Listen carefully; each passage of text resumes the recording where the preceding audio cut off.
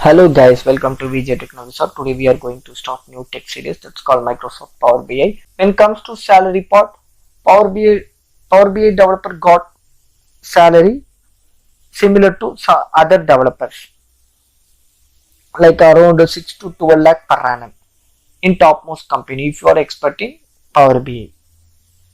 Okay, let me start introduction. Power BI is a business intelligence tool that convert data into interactive visuals. Let me show one image. See, in left hand side we have a rows and columns of data in tabular format. In right hand side the same data shows in visual format. It's a donut chart. And currently both visuals are understandable. But when it comes to tabular format, currently we have 2 columns and 4 rows. Let's imagine if you have 20 or 30 columns and lakhs or millions of rows, then is it easy to understand? Of course not. So Power BI helps to transfer this structured data into visual representations. And like I'll show some example dashboard. This is one of the dashboard I got from my YouTube insights. See, I got 27 Ks of views and 2.5 Ks of watch hours, and this dashboard shows top videos, top playlists, in which source I got traffic and in which video I got more traffics, and the impressions. Like impression means how much YouTube recommend my content and at what time my viewers are available on YouTube. With the help of this entire dashboard, I will make a decision. For example, uh, like if I post React.js video at the time of evening, then I will got more views because most of my viewers like to view my React.js video, and most of the viewers are available on YouTube at the time of evening. So if I post at the time at that particular content, then I will get more views. Similarly, you can make a dashboard for your retail business or your corporate business, whatever business. You can make a dashboard with the help of Power BI and you will make a decision in futures. We have 4 types of Power BI tools: Power BI Desktop, Service, Mobile App and Gateway. In Power BI Desktop, you import your data, like the data should be in various format. Maybe it's an Excel or it's MySQL data, or you can directly import data from cloud also. And the analyzing the data in Power BI Desktop, and then you make a dashboards in Power BI Desktop. Once you done your dashboard, if you like to share the dashboard with your team members or your friends, then you publish the dashboard in Power BI Cloud Service. Then you share your dashboard to your friends, and your friends can, team members can able to view your dashboard in mobile app also. When it comes to Power BI Gateway, it's connection between on-premise and Power BI service. On-premise means organization. We can transferring the data from your organization to Power BI Cloud directly in secure and fast manner. I'm going to show how to install Power BI Desktop in your PC, and then how we'll import data files into Power BI Desktop. Okay guys, just go to your Microsoft Store, search Microsoft Power BI Desktop. You find it, just click install.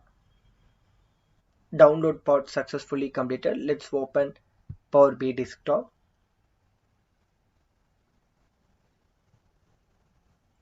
Okay, now I am going to upload one sample datasets. Here we have an option for uploading datasets. Like you can able to upload Excel data files or Power BI datasets, SQL files, even text or CSV files also you can able to import in Power BI Desktop. Now I am going to upload one sample dataset that in the format of Excel.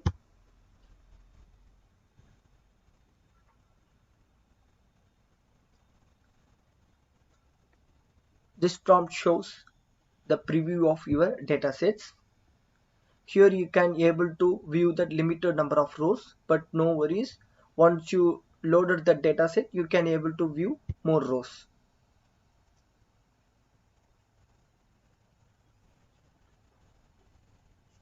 In field section, you can able to view the columns from your data sets, and in left hand side you have an three option. First one is for making the report, and second one is for viewing the data sets, and third one is for making a relationship between two or more tables, like one to one, one to many relationship, like that. And here you have a visualization. We are going to discuss about stacked column chart. In stacked column chart, the data are plotted in x-axis, I mean in vertical format, from bottom to top. And if you have a data like if you need to show sales revenue based on year wise or month wise, then you can choose stacked column chart, because if you have time period of data, then you prefer this chart. In stacked column chart, there is an option for categorizing our data. It's look like a stacked one on the top of the another stack in vertical format. In 2011, we have the total sales of 1332.85 millions, and here I categorize that single year into four categories. That four categories represent four quarter of years.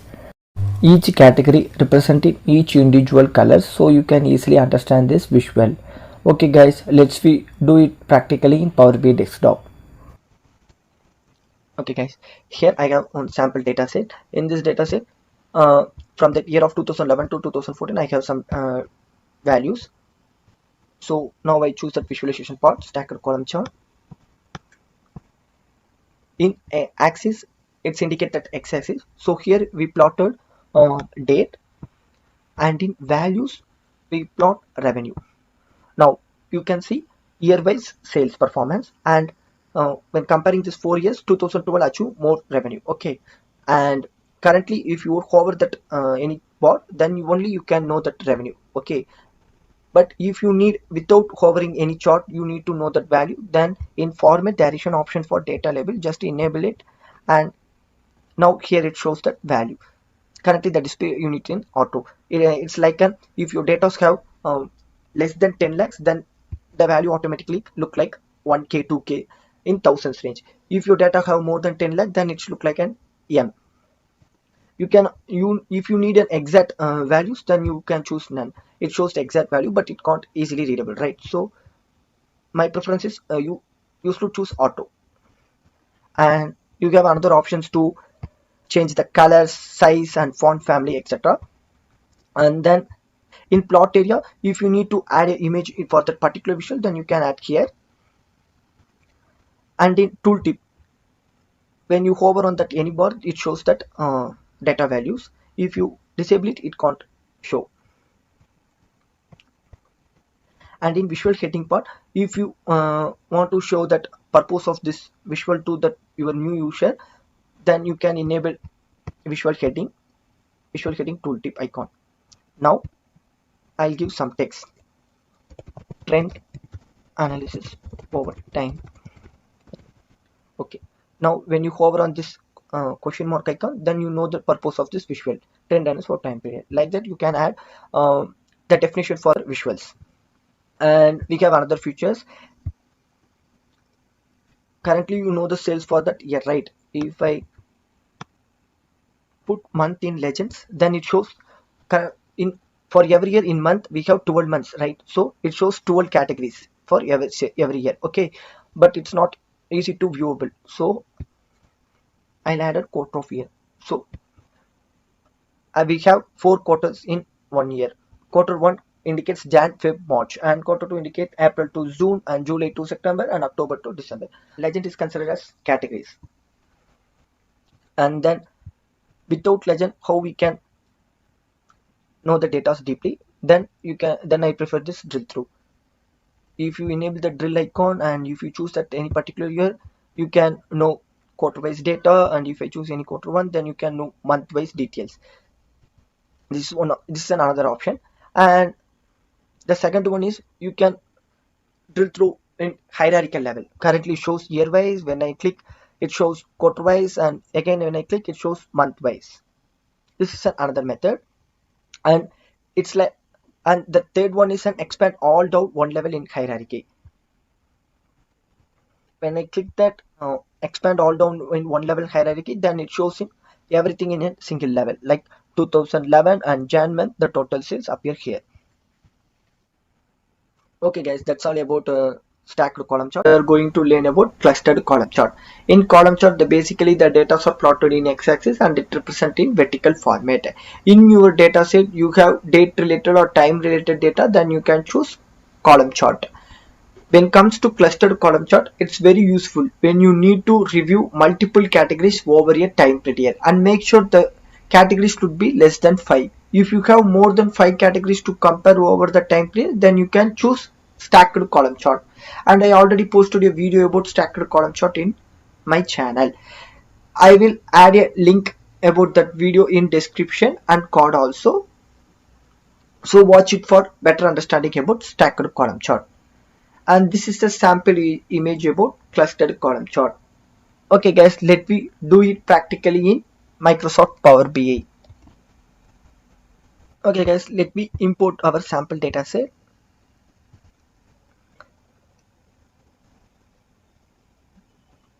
Yeah, now I loaded my sample data set. It's loaded successfully. This is the sample data set what I have. In this data set, I have the 3 categories: expense, revenue, and profit. Expense means what we invest, and revenue what we generated, and profit how much we gained from that expense, right? So let me start visualization. Here I choose clustered column chart, and now in axis basically we added the time period related data. So I added a date here, and in values I'm going to compare 3 categories: expense, revenue, and then profit.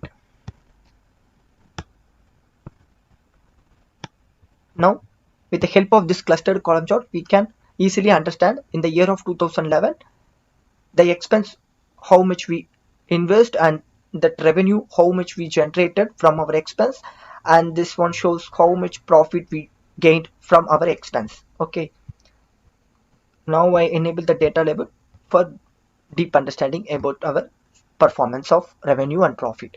Okay guys, now I enable the drill down option.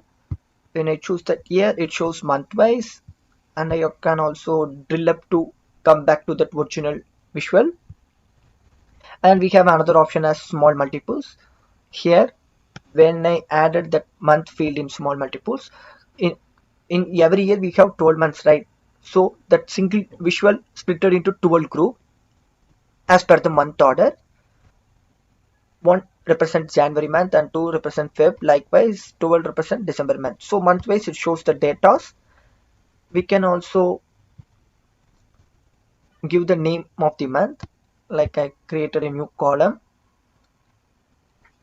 like month name, to format date,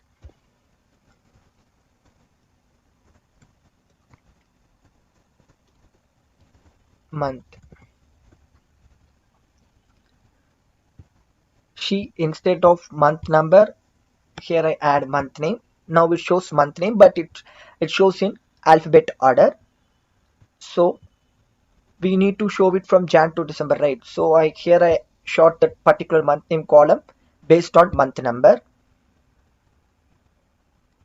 So for Jan, the month number is 1. We shorted in ascending order. So Jan month is first visible, and then December is comes last. In format tab, you can change that grid layout. Currently it's 2 row in 2 columns. I'll change it to 4 rows, 3 columns. You can change that color, styles, fonts, everything in that format tab.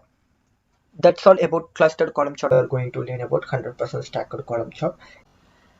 Basically in column chart, the data are plotted in x-axis and represented in vertical format. And if you have a date related or time related data, then you can use column charts. When it comes to 100% stacked column charts, it's display the percentage for multiple categories in a single stack bar, and the total of each stack bar is always equal to 100%. Okay, here is the sample image for 100% stacked column charts. Okay guys, let me do it practically in Power BI desktop. Okay, let me see the data sets. Here we have date, expense, revenue, profit columns, and I additionally added the product category column. Here we have 6 product categories. So for each product we have some set of sales for each year. Okay, let me do the visualization part. Now I choose the 100% stacked column chart. Here in axis I plot date column, and in values I plot revenue. So for each year it shows revenue. Now I enable the data label. Now it shows 100% because we choose the 100% stacked column chart. Okay, when I hover on that, we know that revenue values. Now in legend part I'll add the product category. We have 6 categories. For each categories we have each colors, and it shows the percentage for every categories. Like in 2011, 23.78% revenue occurred in appliance, and 21.85% revenues happened in mobile category. Okay, basically how we can validate this? Let's create another tab.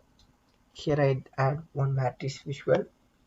This visual in rows I add the year field, and in value spot I add revenue. So each year we know the total revenue. Now I categories into the product categories. So each category comes as each column.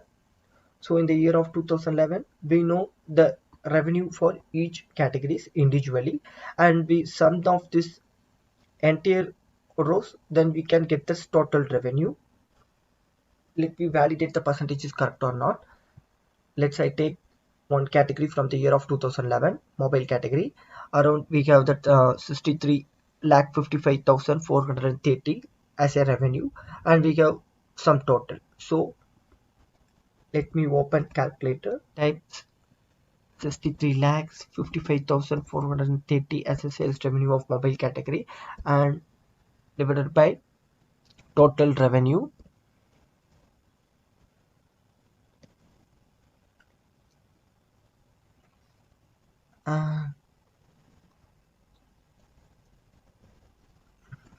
Okay, now we got 21.84.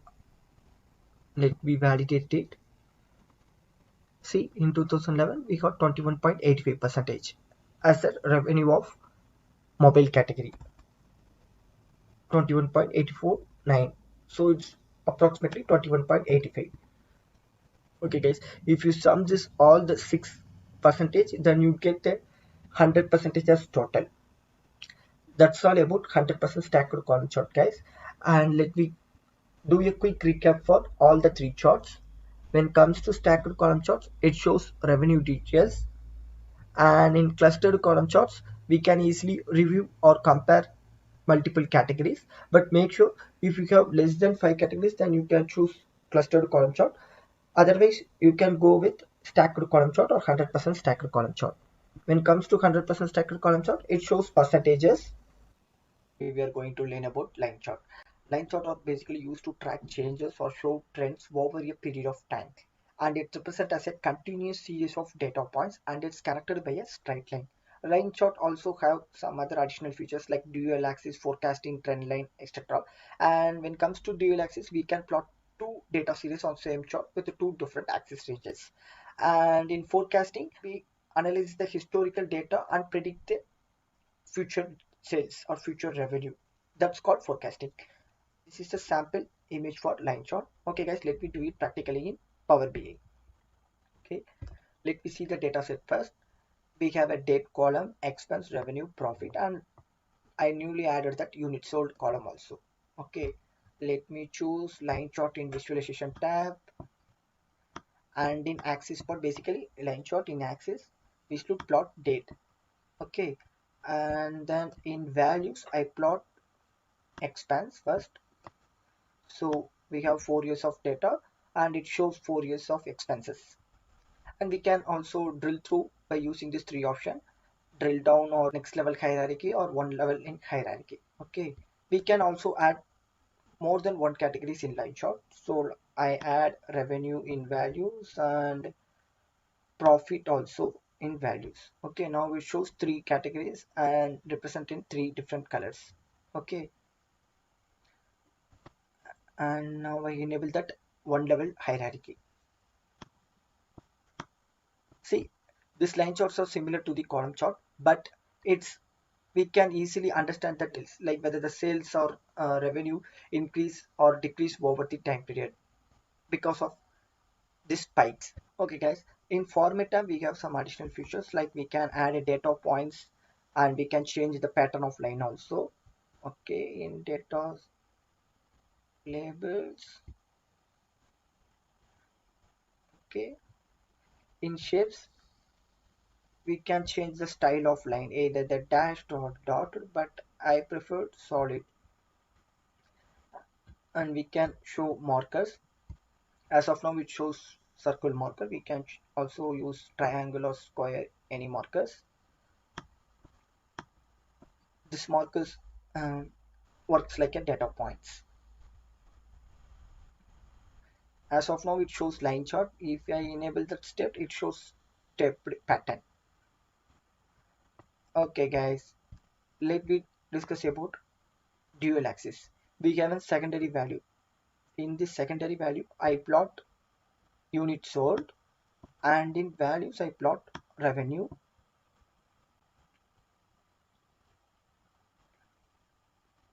Okay, for the 4 years it shows revenue and units sold. In a single chart it shows two categories with two different axes: left side axis for revenue and right side axis for units sold. Okay, so if I change the date hierarchy, then it will be more complex to understand. Okay, so instead of using this dual axis in line chart, we can use the dual axis in line and stacked column chart or line and clustered column chart. It's called as combo charts. We can learn about these charts in upcoming videos. Okay guys, let me discuss about other additional features in line chart. We have trend lines. When I enable the trend line, it shows one line, and we can know for each month whether the revenue reach the trend or not. Okay, and also we have min, max, average lines, etc. We have another option as forecasting. It's one of the advanced feature in line chart. When I enable it, Power BI analyze the past 4 years of data and predictive future sales. Okay, as of now it's predicting forecast length of 10 points. I'll change it to years. We can also change it to months, days, hour, minutes, even for second we can also predict. Let me change it to 6. So based on this 4-year data I will predict 6-year data. Okay, and in seasonality I'll add 12 points. Now see guys, Power BI analyze the historical data of past 4 years and predict the future sales for the upcoming 6 years. Okay, so as of now we have 2011 to 2014 data, and it will predict up to 2020 because we added 6 years. Okay, so it shows future sales for 6 years. Forecasting have three attributes. Forecast is an average sales, and the upper bound indicates the uppermost sales will happen in the future if the sales increase day by day, and lower bound is the lowermost sales in futures. It will happen if the sales decrease day by day. Okay, that's all guys, that's all about line chart. We are going to learn about combo charts. Combo charts is a combination of two charts. In Power BI we have two possibilities. One is line and stacked column chart, and another one is line and clustered column chart. And we can use combo charts to compare two categories on same visual with two different value ranges. It's similarly same as line chart, and we discussed about line chart in previous video. I give that link in description and card, so watch that video and then you can understand what's a combo charts. I mean what's a dual axis, like primary axis, secondary axis. You can understand that. Okay, let me go deeply in combo charts. In combo charts, we can able to check whether one measure meet the target, which is defined by that another measure. Simply for example, we have two measures, one as actual sale and another one as target sale. So we can easily know whether the actual sale meet the target sales or not. And for actual sale we represent in bar chart, and target sale we represent in line chart. Okay, this is the sample image of combo charts. Okay guys, let me do it practically in Power BI desktop. Okay guys, here we have the data set, and I added the two columns. One is actual revenue and another one is a target revenue. Okay, now in visualization part I choose this line and stacked column chart. Let me add date in shared axis, and choose year. Okay, next in column values I plot actual revenue. In line values I plot target revenue. Okay guys, here we have line chart and column chart also. Now I enable that secondary axis. As of now we have one y-axis and one x-axis. In search bar I search for secondary. See, in y-axis we have that show secondary axis option. Now I enable that. See, that bar chart indicates actual revenue, and in left side y-axis represent actual revenue, and in right side y-axis represent the target revenue. We can also change that legend. Like in legend we can add styles markers only, and I'll made it at line and marker. So the line chart shows that legend as line, and for column chart it shows that legend as marker. Okay, let me enable data label. Yeah, now it's showing data label. Okay guys, see, in 2011, 13 and 14 actual revenue reached the target, but in 2012 actual revenue not reach the target revenue. Okay, so for that we can easily understand whether that one measure reach that another measure or not in by using the combo charts. Okay, we can also add a conditional formatting to differentiate the colors. Like if the target actual revenue reach the target, then it shows green color. If that actual revenue not meet the target, then it shows red color. We can do this by creating a function. Let me create one measure. Inside this measure I'll give one condition: if sum of actual revenue greater than sum of target revenue, then the colors should be green. Inside the double quotes I'll give that code, color code, and then if that actual revenue is less than the target revenue, then it means actual revenue not meet the target, so it's indicating red color. So in else part I'll give that red color code.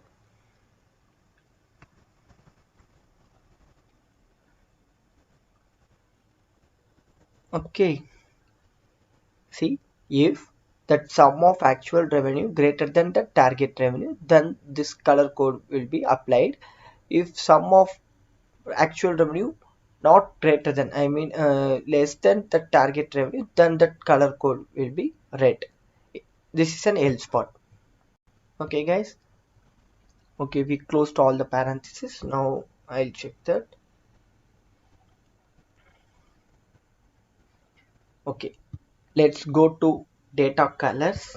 Inside the data colors, in default color we have that fx function, so just click that fx, and in format style give as field value, and then choose that measure what we created, then click OK. See, 2011, 13, 14 actual revenue reached the target revenue, so it shows in green color. But 2012 actual revenue not meet the target revenue, so it shows in red color. Okay guys, this is the purpose of this column chart. And in column series is same as legend. You can plot another category, like I had plot product category. Now it shows multiple colors for multiple categories. If you have less than 5 category, then you can use line and cluster column chart. But if you have more than 5 categories, then you can use that line and stacked column chart. Okay. If you plot any column in column series, then you cannot able to do that conditional formatting. Okay. See, in data colors, we don't have that function, but you can change the color what you like for each categories. When you disable that column series, then you can able to do that conditional formatting. That's all guys, that's all about combo chart. We are going to learn about area charts. In Power BI we have two types of area chart. One is normal area chart and another one is stacked area chart. When it comes to area chart, it's similar to the line chart, but here the area between line and axis which is filled by color to indicate that volume. Okay. And we can use area chart to show trend over a period of time and to indicate that volume by using colors. Okay, when it comes to stacked area chart, it shows how each category contributes to the total value. It's like a stacked bar chart and stacked column chart. And we can use this stacked area chart when we want to know the total value and also want to understand the contribution of total by each category. Okay, this is a sample image of area chart. Okay guys, let me do it practically in Power BI desktop. Okay guys, this is the data set what we used in previous video and it's same. Okay, now I choose area chart. Now in axis I'm going to plot year, and in values I'm going to plot two categories, actual revenue and target revenue. And area chart have another option as secondary values, so area chart also called as combo charts.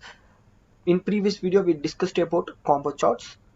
I give a link in description and card. If you haven't seen that video, please watch that, then only you can understand this combo charts concept. Okay, see guys, area charts are similar to that line chart. In 2011 actual revenue meet the target revenue, but in 2012 it doesn't meet.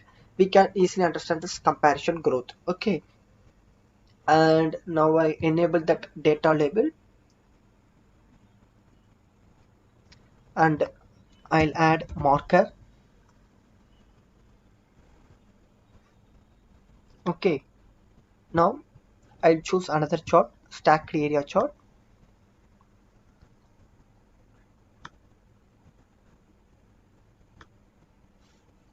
Now in stacked area chart I plotted same. In axis I plot year, and in values I plot actual revenue but and target revenue. And then I enable that data label, total label and marker. Marker is a data point. Okay, now you can easily understand the difference between these two charts. Here it shows the trend over a time period of two categories, and here it shows the total value, and it's we can easily understand that how each group contribute to the total value. For example, in 2011 3.2 m is an actual revenue and 2.1 m is a target revenue, and total is 5 m. Okay, we can easily understand that contribution of each group to the total value. And the stacked area chart and area chart are similar to that column charts. Let me add it. I just copy and paste it.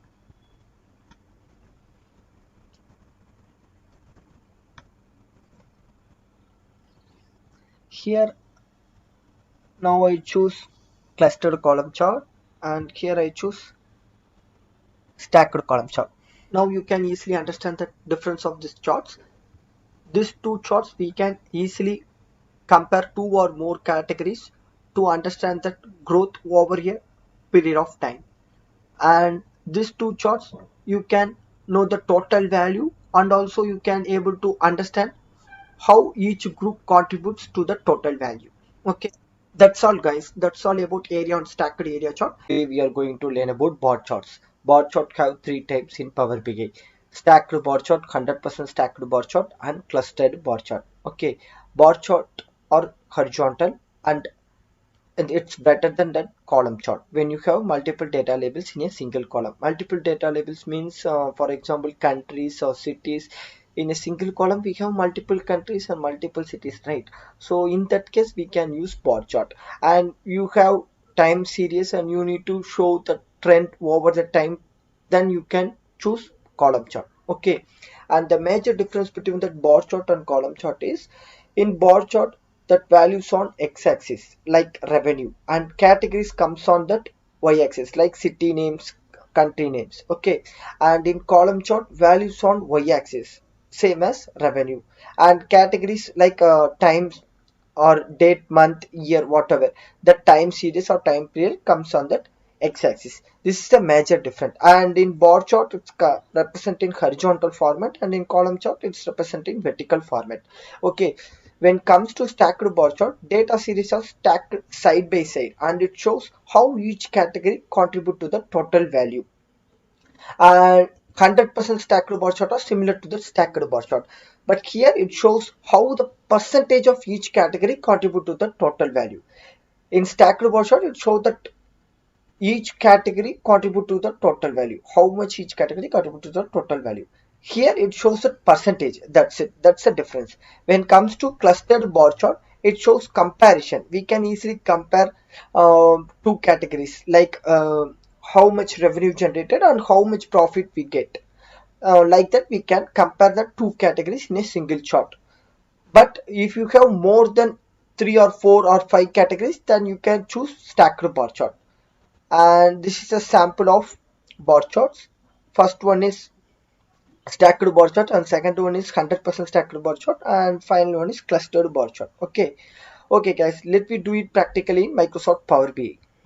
Okay, here I already created 3 pages for 3 charts. Okay, and in dataset I added additionally as a new column as city. Okay,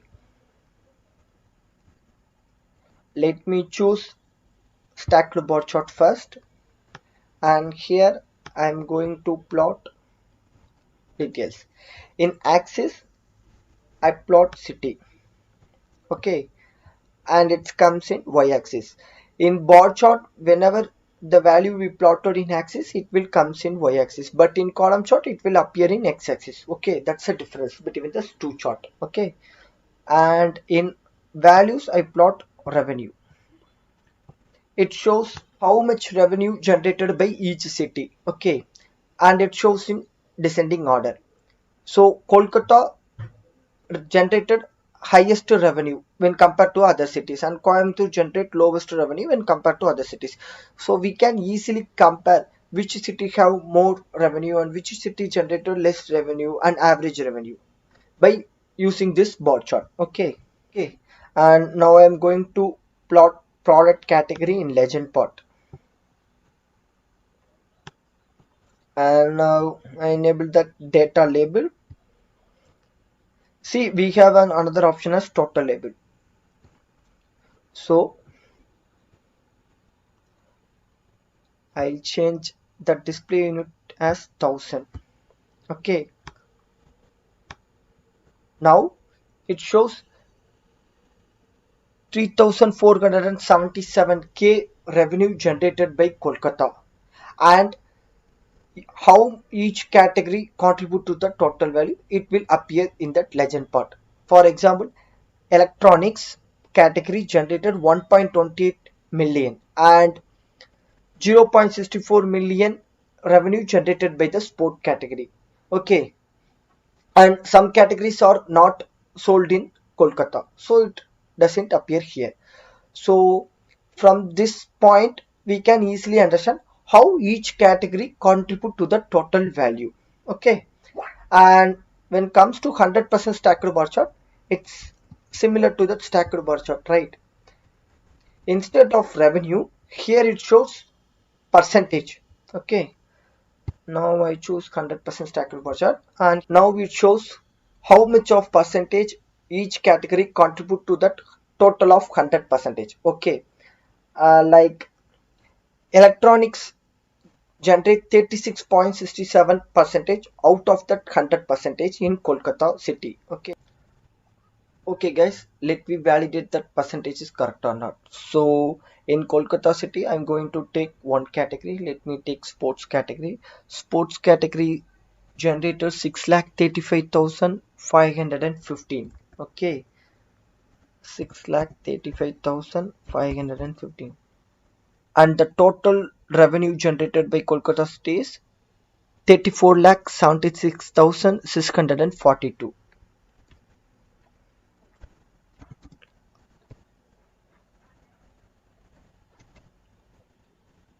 Let me validate it. 0.18. Okay, 200. Now it shows 18.27956 something. And when it comes to 100% stacked bar chart, it shows that same percentage. Okay, that's the difference between this stacked bar chart and 100% stacked bar chart. Okay guys, let me do clustered bar chart. Now I choose clustered bar chart. Here I'm going to plot city in X axis and revenue in values, and I will add one more category as profit in values. So basically we use clustered bar chart to compare two categories for the same city, I mean same category or same group. Okay, let me enable data label. See, now we can easily compare more than one categories for the same city. Okay, let's take Chennai. Chennai generated 2.75 million revenue and we got 2.10 million profit in the Chennai city. Okay, if you have more than 3 or 4 data labels, I mean 3 or more categories, then you can choose stacked bar chart. Because let's see, when I plot product category in legend, see it, each categories are collided and we can't able to see that, even it's not lookable, right? So if you have more than 3 or 4 or 5 categories in a single column, then you choose stacked bar chart. Okay, for that percentage you choose that 100% stacked bar chart. If you have less than 3 categories, then only you can choose clustered bar chart. Okay, that's all guys, that's all about all those 3 bar charts. I hope you can understand the difference. Also we are going to learn about pie chart and donut chart. Pie chart and donut chart are represented in circular format and it shows both value and percentage in a single chart. Okay, we can use these charts when we have same proportional ratio among all the categories. For example, we have 5 categories and 3 categories have more than 50% and 2 categories have less than 5%, then it won't be viewable in this particular 2 charts. So we need to focus on that proportional ratio of all the categories. And in pie chart the categories all look like slices, in donut chart the categories all look like arc, but both are represented in circular format. The major difference between these 2 charts is the blank space appear in the center part of donut chart. Okay, so we can easily place any code or label or icon in that blank space. This is a sample image of pie chart and donut chart. In pie chart we used city as categories and it shows slices, and in donut chart it will look like an arc. Okay, and in the center part will appear as blank. So here we can plot any code or label or icon in that blank space. Okay, okay guys, let me do it practically in Power BI desktop. We have same data set. So in visualization, first I choose pie chart. In that legend part I plot city, and in values I plot revenue. Okay, see now it shows revenue by city and that order is appeared based on that revenue. If you want to order it based on that city, you can change that order. by using that sorting method. Like I'll choose city and then I sort it on ascending order. Now it shows alphabet order.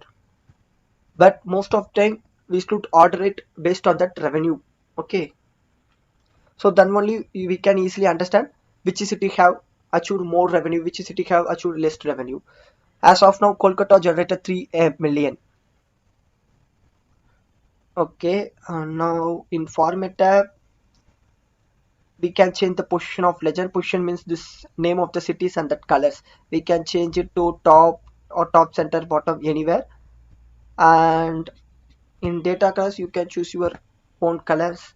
And when it comes to detail label, see, it's a main thing among these charts. Label style. Currently, it shows both value and percentage. If you want only value, you can choose data value. Or if you want only percentage, you can choose percent of total.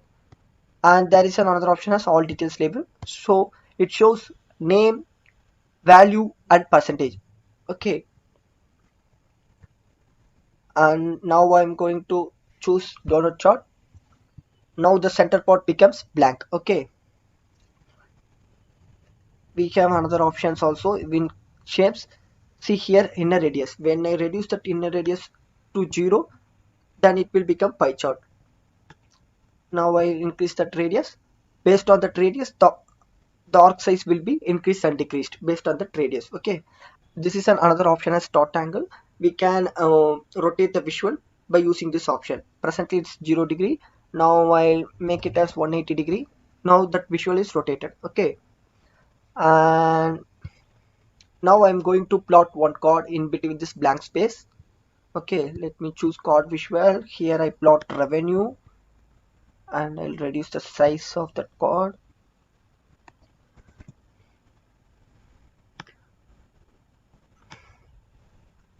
Now I plot it here.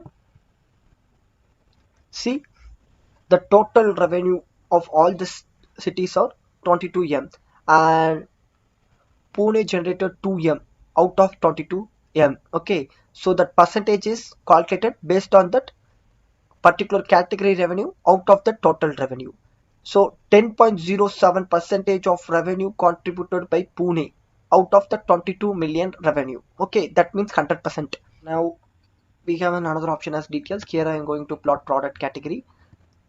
Now in a single shot we use two columns. Okay, we can compare the two column values. For example, that color represents that city name. So this area indicate Kolkata city and each subunit indicates that each subcategories. So in Kolkata, sports category generated 1 million, mobile category generated 1 million, furniture and electronics categories also generate 1 million. Okay, from this option we can understand how each category contribute to that particular city and how each city contribute to the total revenue. But I won't prefer this chart for comparing or performing or analyzing the two columns in a single chart. Instead of using it is this chart for comparing the two columns, you can choose stacked bar chart or stacked column chart. So I'll remove that. Now it shows lookup. Now it's lookable. Okay guys, that's all about pie chart and donut chart. We are going to learn about map visual. Power BI have three types of map: bubble map, filled map and shape map. We can use maps when you want to get overview of the distribution of measurement across geographical locations. Okay, and when it comes to bubble map, data are representing point or bubble format and the bubble size increase based on the value generated by location. And here is a sample of bubble map, and see that bubble size increase or decrease depends on the revenue generated by each country. India has more revenue when compared to other countries, so India have biggest bubble in that visual. And when it comes to field map, data are representing area format, which means that complete area of that location filled or shaded by the color. Okay, and here we used gradient colors, so the gradient color increase or decrease depends on the revenue generated by each country. Here also India has more revenue, so India has darker gradient color. Rest of the countries have less revenue, so depends on that revenue the color gradient increased or decreased. And when it comes to shape map are similar to field map, but here it's mainly focused on particular region. And this is a sample image of shape map. Here I took one particular region of US states. Okay, here also that gradient is possible. Depends on that revenue, the gradient colors are increase and decrease. Okay guys, let me do it practically in Microsoft Power BI.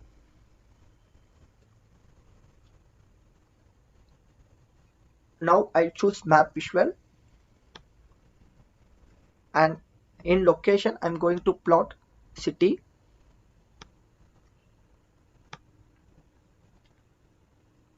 and then in size I'm going to plot revenue. So the bubble size increase depends on that revenue. And now I choose one more visual slicer, and here I'm going to plot slitty. I tell you later why I choose that slicer. Okay, now go to that format panel. Here we have a lot of options, data colors, and you can change that data colors depends on the revenue.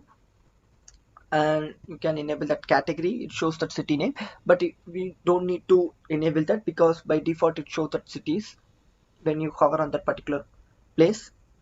In bubble option you can increase the size of the bubble by increasing that count. Okay,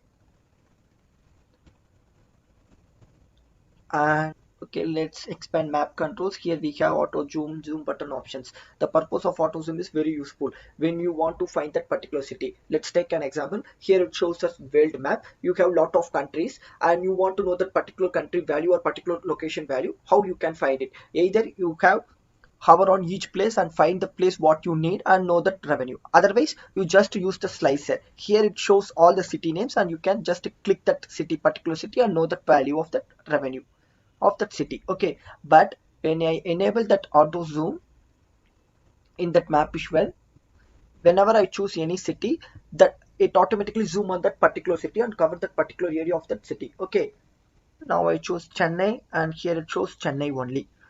When I uncheck that value, it shows the global country of India. This is the purpose of auto zoom. It's just zooming based on the selection what you made in that slices. And then we have other options as when I enable zoom button, we have two options in that map as well: zoom in, zoom out. Okay, and then we have another option as heat map. When you enable that heat map, that radius become gradient. You can increase the radius size using the pixel or meters. Okay. Bubble map have another feature. When I plot product category in legend part, that bubble map become pie chart. Okay, see in Hyderabad two categories are sold. One is appliance category and another one is mobile category, and you can know that each category contribution on Hyderabad city by hovering on that visual. Okay guys, now I'm choosing field map, and in field map now I'm going to plot country in the locations. Now whatever countries we have in the data set, that country only filled by that colors. Okay, when I hover on any country, it shows that country name. And in tooltips, just plot that revenue. The tooltip is helpful when you hover on any places, you can know that country name and that revenue of that country. Okay, here it shows India and the revenue of India, China, Russia, everything. And for making that gradient color in map visual, just go to format panel, and in under the data colors you have an option of default color along with that function effects. So click that and choose that format style as gradient and choose the table as map and column as revenue. So based on that revenue you can show that gradient color, right? So I choose revenue, and for minimum value I choose light color, and for maximum value I choose dark color.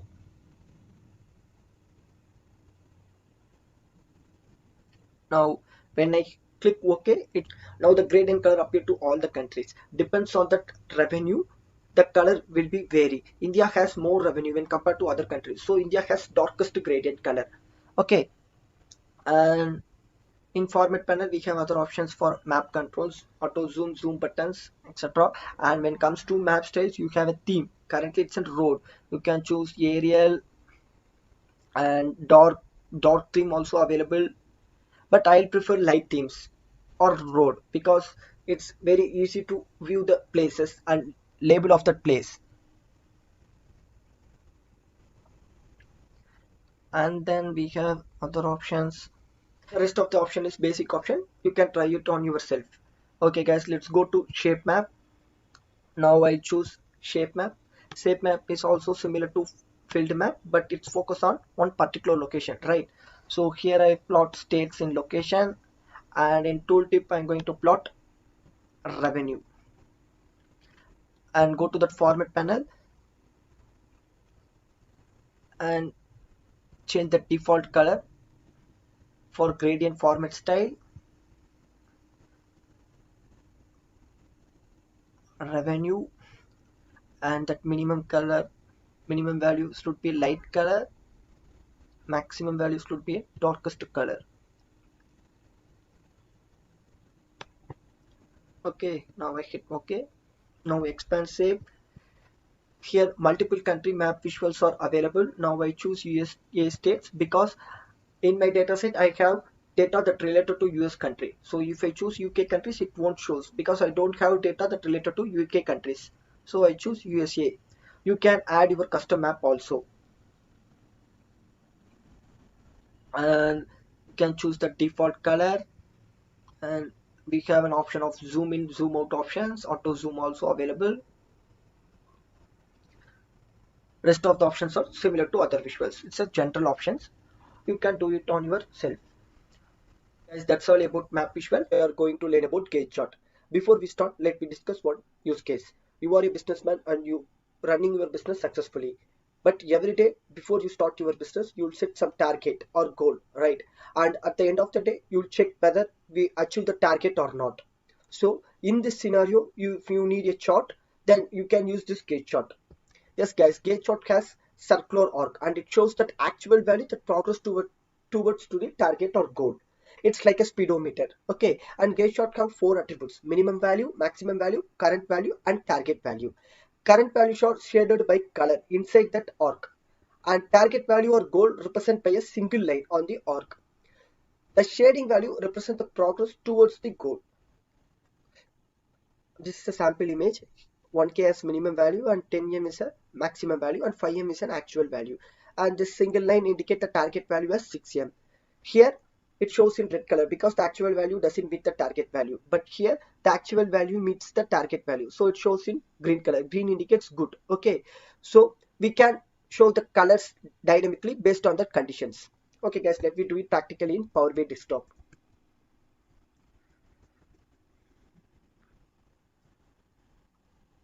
In dataset, I have two columns, revenue and target revenue.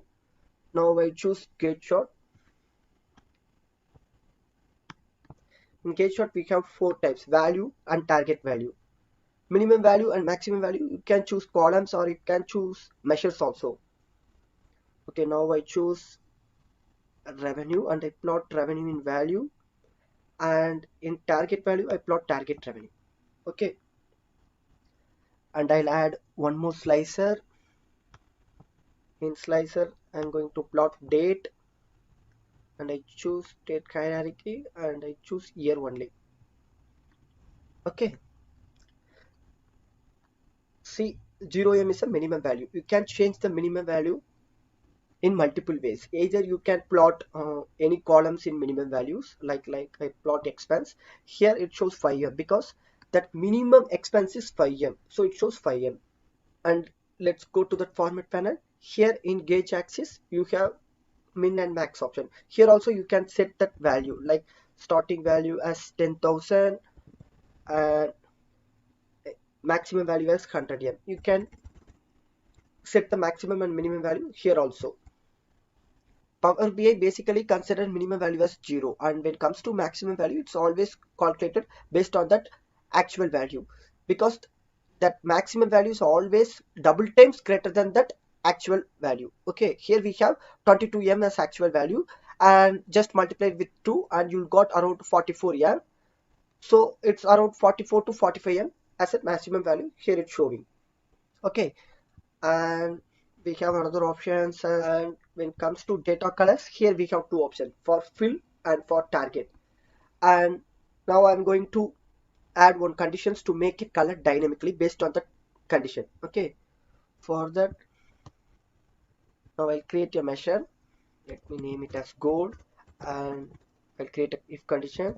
If sum of gate shot revenue greater than sum of gate shot target revenue, then the color should be green. Green means good. Else the color should be red. Okay. Now in FX I'm going to plot that measure goal. Just change that format style as field value, and in gate shot just click that goal and hit OK. See, now the actual value meets the target revenue, so it shows in green color. Let me choose here. When I choose 2011, we achieved the target revenue. When I choose 2012, yeah, in 2012 we doesn't achieve that target, so it shows in red color. Actual value is 5M, but the target value is 6M, so the color is changed based on that condition dynamically. Okay, we have other options also. Data labels, you know about that, and this is the target. You can change that color and font of the target line if you need, and this is the callout value. Apply the dynamic goal measure for that actual value also. Just go to that FX and change that format style as field value and choose that measure goal and hit OK. See, that actual value font color also changing based on that condition. When I choose 2012, it shows in red color 5M. Okay, we have other options also. Data label, target, okay, call out value. Yeah, rest of the options are as usual. You can try it on yourself. Okay guys, that's all about GateShot. We are going to learn about slicer versus filter. When it comes to slicer, basically slicer visuals are used by end user to filtering the data what we published or on the report. Okay, and filters are basically used by Power BI developers for filtering or cleaning the data before publishing into the Power BI service or sharing the report with the end user. Slicers have multiple types in Power BI: numeric range, relative date, relative time, and responsive slicer. When it comes to numeric range, we can slice between 1 to 10. That's called range slicers, and we can choose greater than 10 or less than 10, like greater than 18 or years old data or less than 18 years old data. Like that we can filter out based on the condition in numeric range. And when it comes to second slicer date range, it's also same as numeric range. Here we can slice between start and end date, or after the date or before the date, like after 2020 I need a data, or before the 2020 I need a data. For that purpose we can use the date range. And when it comes to relative date, we have three types: last n days, or last 7 days, last 10 years, last month, like that, or next year, next month, next day. Basically the next n days options are available for forecasting. Okay, and this means current year or current month or current day, I mean today. For this we can use this relative date. And when it comes to relative time, it's also similar to relative date, but here it's calculating time: last hour, last 10 minutes, or next hour, next 10 minutes, I mean upcoming hours or upcoming minutes. Okay, and current timing, this hour and this minute. And in filters have multiple types: visual level filter, page level filter, report level filters. Visual level filters used by a double Power BI developer to filtering a single visual. And page level filtering is like in a single page we have multiple visuals and we want to apply the filter for that entire page, then you can use the page level filter. And report level filter we can use when you have multiple pages in your report and you want to apply that same filter for all the pages, then you can use this report level filter. And when it comes to cross level filter, it's like a user interface filter. If user click particular data point on one visual, then that particular category apply to the rest of other visual in a single page. We'll do it practically in Power BI desktop, guys. Okay, let's go to Power BI desktop.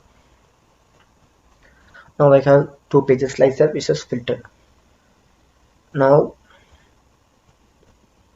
I'll choose slicer, and here I plot revenue for that numeric range.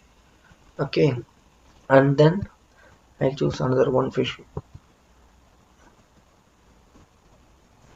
I'll choose another one filter, and here I'm going to plot date. By default, the dates have start date and end date. It's based on the date what we have as minimum date in our dataset and the end date what we have in our dataset. Okay, and then I'll choose next slicer. Here I plot product category. It shows as a list. Okay, now I choose two visual for testing purpose. Here I choose line chart.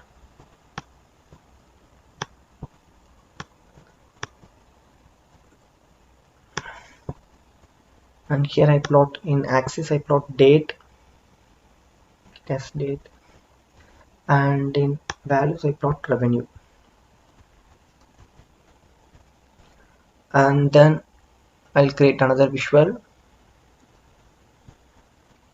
column chart.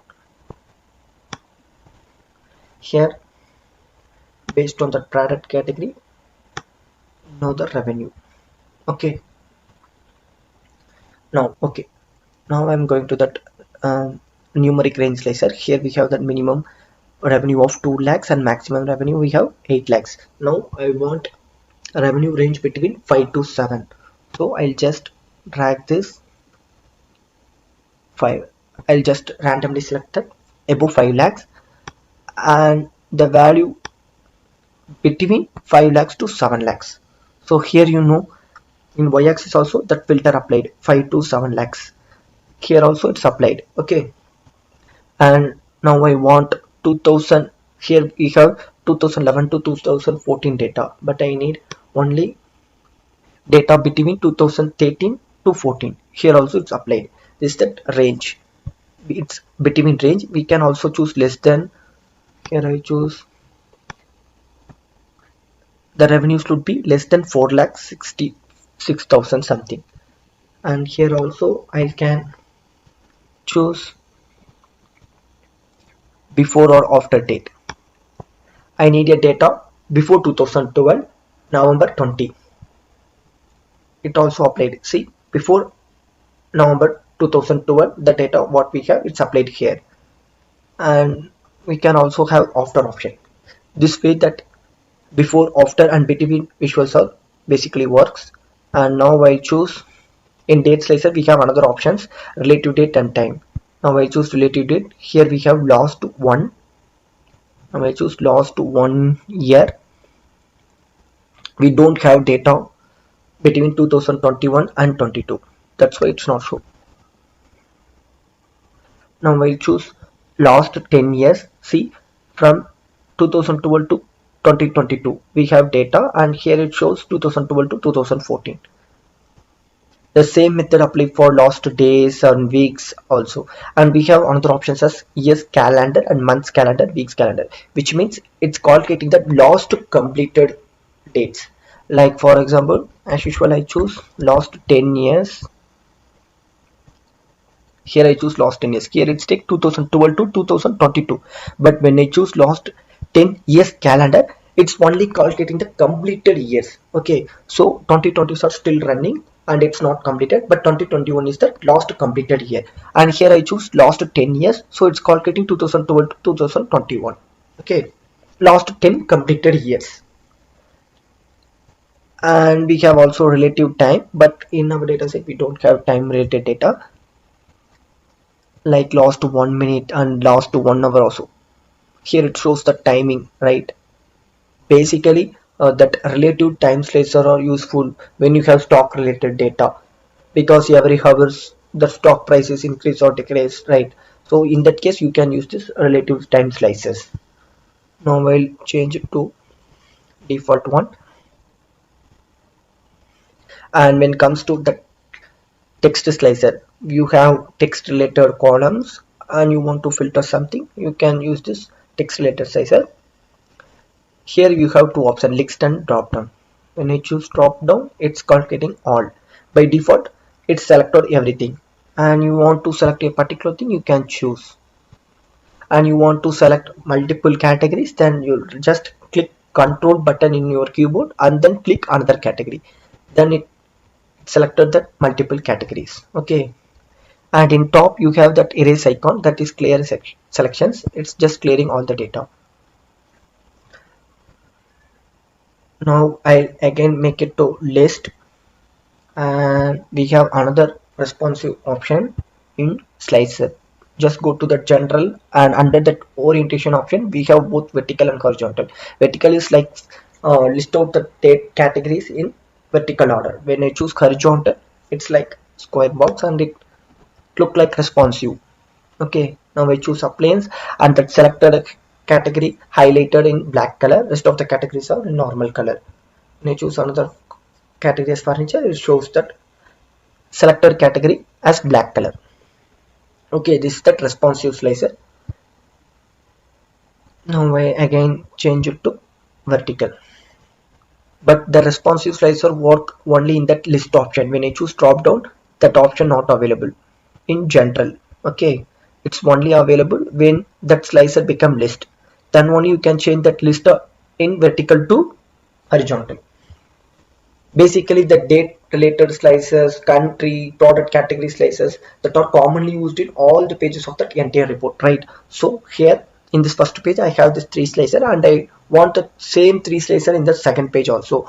Instead of copy or pasting that slicer from first page to second page or recreating that slices, we have another option. Just go to view, and in sync slicer you have option as sync slicer. Just click that and expand this tab. Just click the slicer. First I choose the revenue. Here we have 2 options like sync and hide or unhide, and here we have page name details. All the pages names are visible here. Currently we are in slicer wizard filter, and that revenue slicer is visible in that slicer wizard filter page, I mean that first page. Now I want the same visual in second page. Just click this checkbox and goes to that second page. See here, the slicer will appear here also.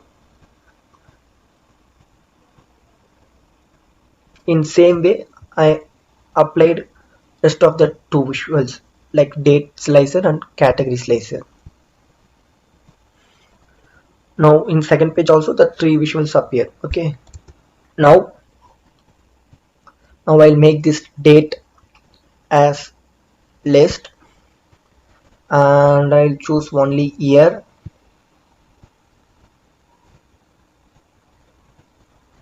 Now from user point of view, I want to know the revenue details and complete data for the year of 2014 only. Here I choose 2014. And when it comes to second page, now here also I plot something like I'll choose stack report short, and in axis I plot city. I want to know the revenue for city wise, and in legend part I'll add that product category. Okay, now I need a details for 2014. Okay, here I choose 2014, and I know the revenue by date and revenue by product category. And when it comes to second page, okay, here also I need to choose 2014. But from user point of view, user don't like this way for choosing that year of 2014 in every page.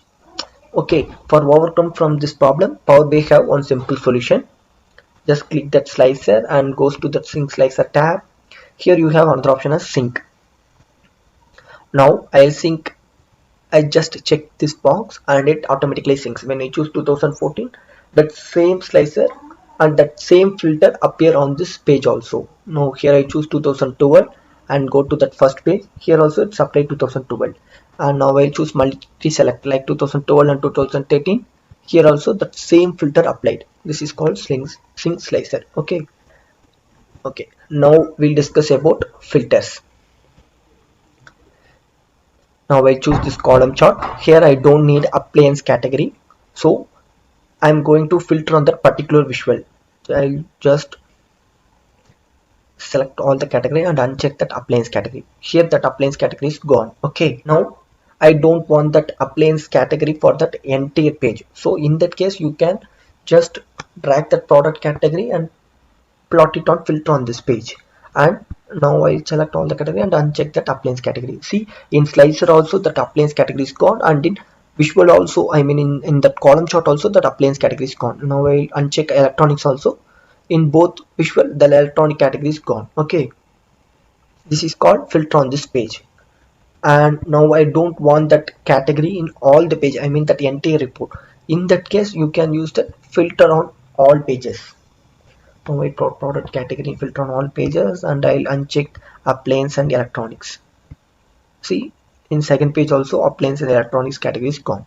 Okay, this is called filter on report level filters. Okay, cross level filter. Cross level filter is when I click any particular data point on one visual, it will filter on other visuals based on that data point what we click in that first visual. Okay, I'll choose one particular date, like I choose September 2012. Okay, and here we have four categories, but only sports category generated revenue on that particular date of September 2012.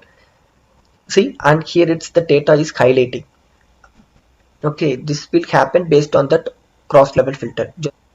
Just click that visual, then only that format tab option will appear. Just click that format and click that edit interaction. Now it's highlighting. Now I choose filter, because in highlighting it's just highlighting the data, and rest of the categories also appear, but the rest of the category didn't generate any values on that particular date, right? So in that case we don't need these categories to appear on this visual. In that case you just filter out. Okay, so click that filter icon. Now I'll click the same date, September 12, and here it shows the date of what we have on the date. That data only appear here. Rest of the blank data won't appear in this filter case. Okay, this is called cross level filter. Cross level filter have three types: highlight, filter, and none.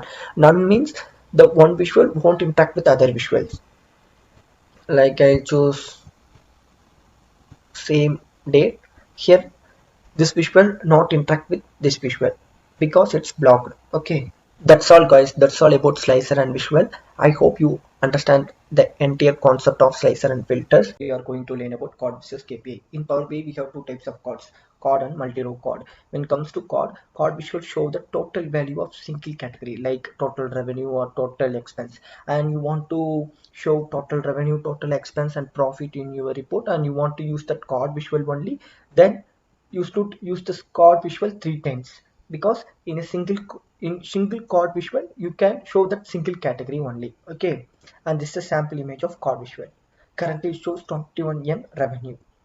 And when it comes to multi-chord, in this visual you can show the total value of multiple categories in a single visual, like total revenue, total expense and profit. You can show the three categories in a single chord. Okay, and this is a sample image of multi-chord.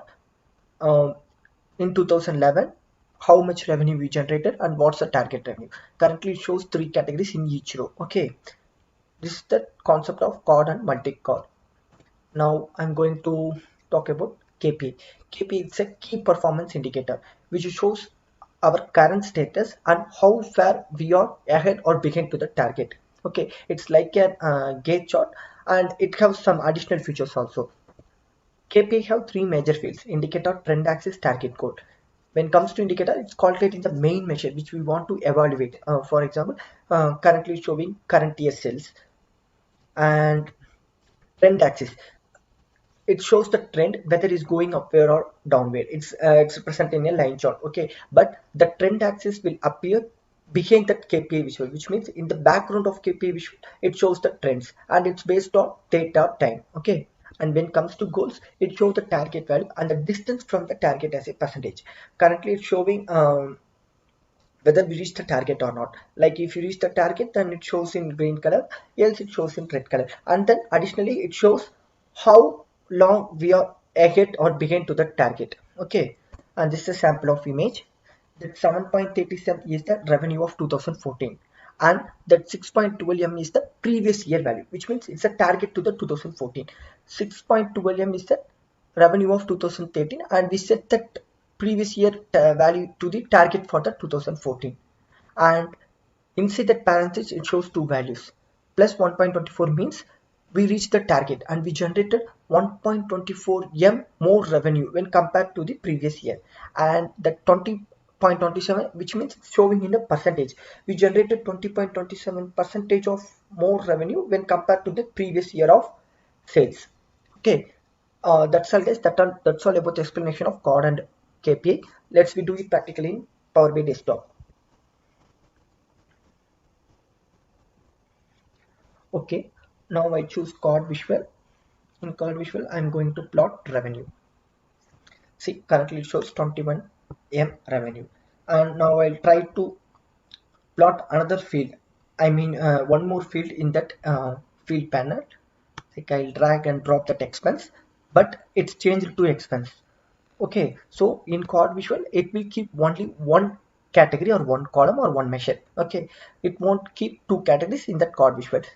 If you want to show three things, then you can three or more things, then you can choose that multi-row code. Here, now I plot expense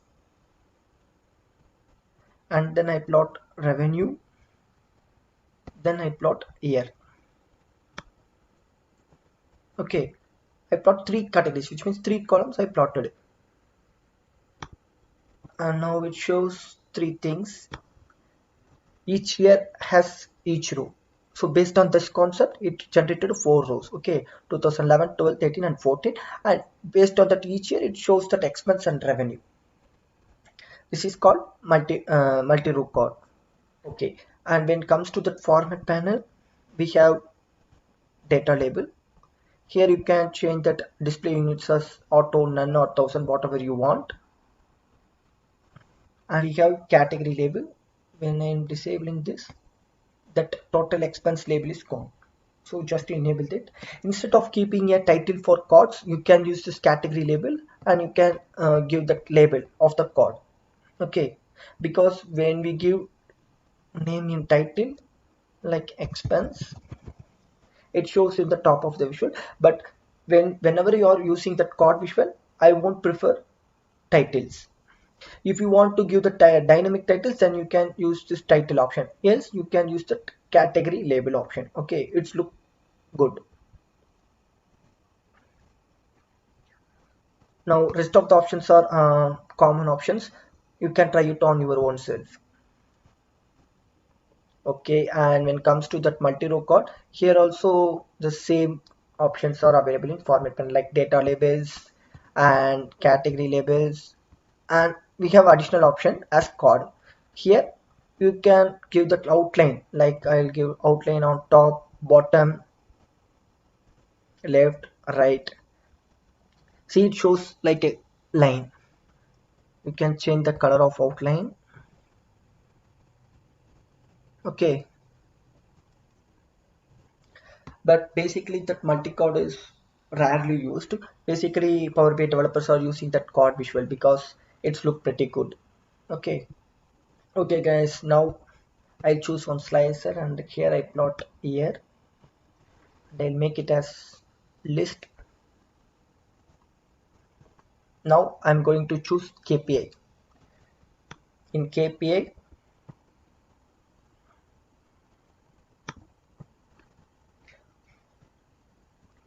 we have three fields: indicator, trend axis, target goals. In indicator, and plot revenue, and the trend axis, basically trend axis always shows based on the date or time. Okay, so here I choose year as trend. Currently we have 4 years, so in the background you can able to see some light shade colors are appeared. It's a trend. Okay, but like in line chart, we can't able to see that year name or y-axis or x-axis because it's just appeared as a shaded value behind that visual. Okay,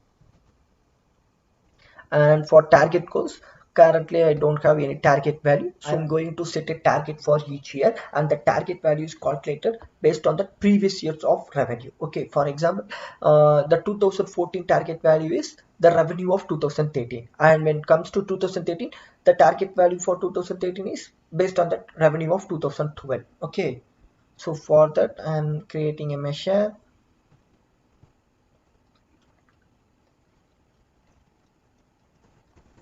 year over year. Now I'm going to calculate sum of revenue, comma, previous year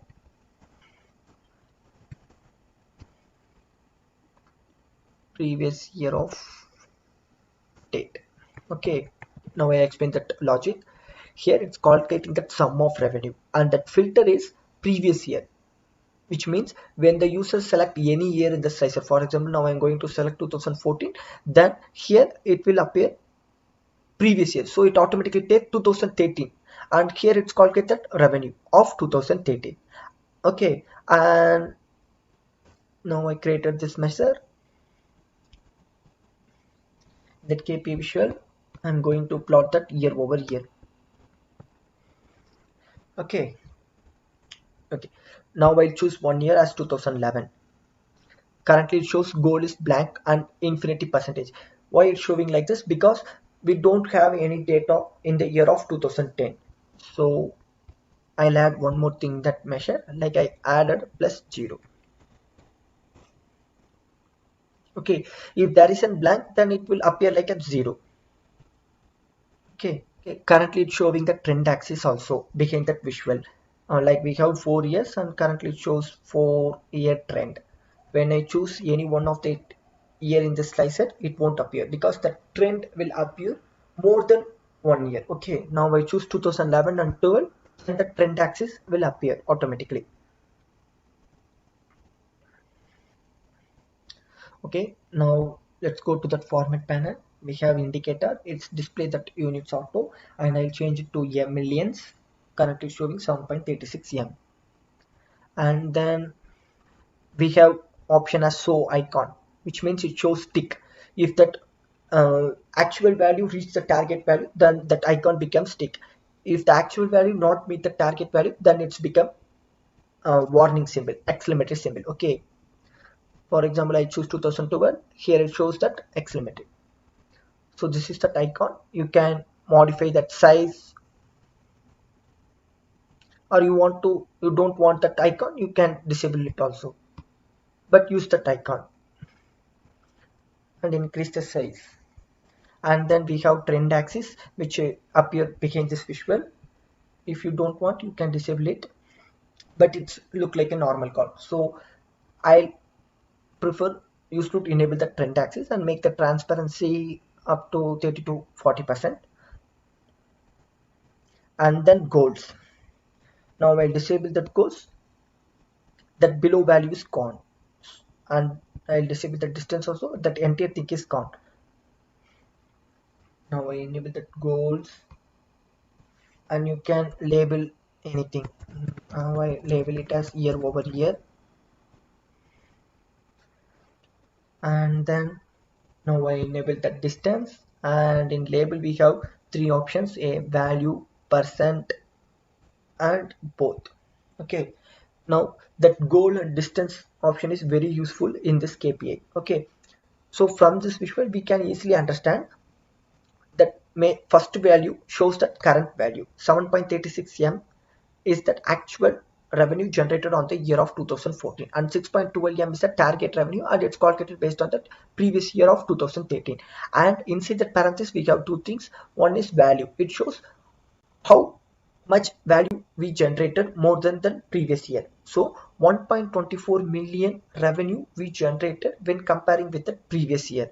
And in percentage also it shows same thing, 20.27% more revenue we generated when compared with the previous year. Okay, this is the purpose of goal. Now I'll choose color coding. Here we have 2 options, high is good, low is good. Of course high is good. Okay, and I'll choose good colors. Okay, for good colors I'll select one green color, and for neutral I'm going to choose yellow. For bad color I'll choose, okay, same red. And I enable that date.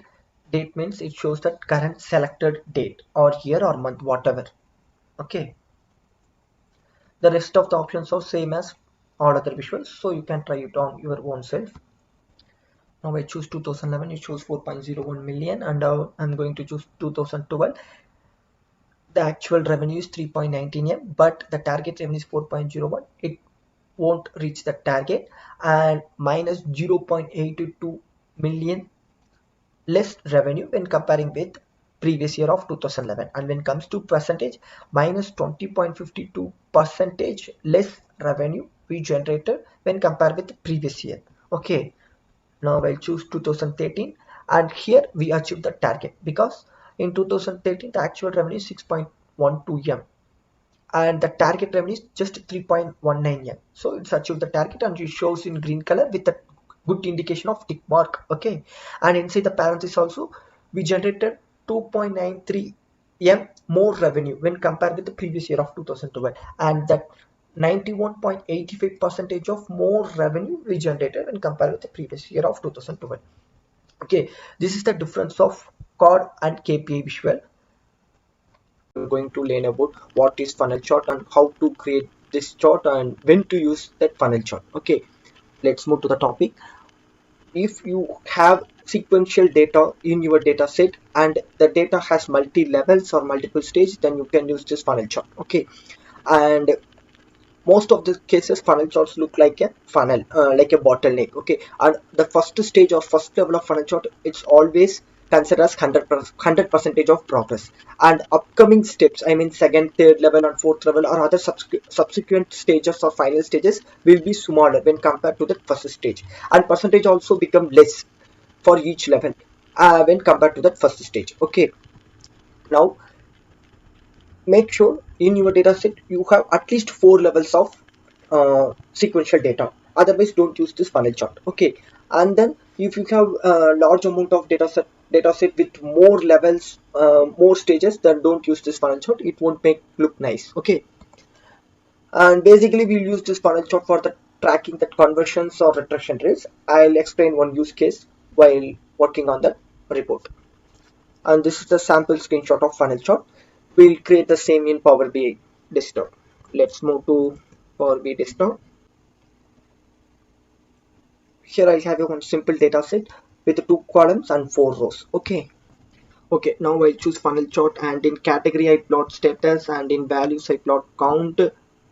Now the chart look like this. We have 4 levels, and in first level it's a email campaign. Let's consider you are running one business and you want to promote your website or product through mail. Okay, so currently in first stage you sent a mail to 10,000 users, and in that mail attachment you attached that product link or website link. Okay, and out of that 10k mails, 8,500 people reacted to your message, like they visited website or they looked at product what we promoted to them. Okay, and out of that 8,500 people, 7,500 people liked that product. Okay, out of that 4,500 people purchased that product. Okay, this is that sequential process. Now you can understand on each level there isn't some conversation or retention or drop rate on each level, like it starts from 10k and that end stage, I mean in final stage the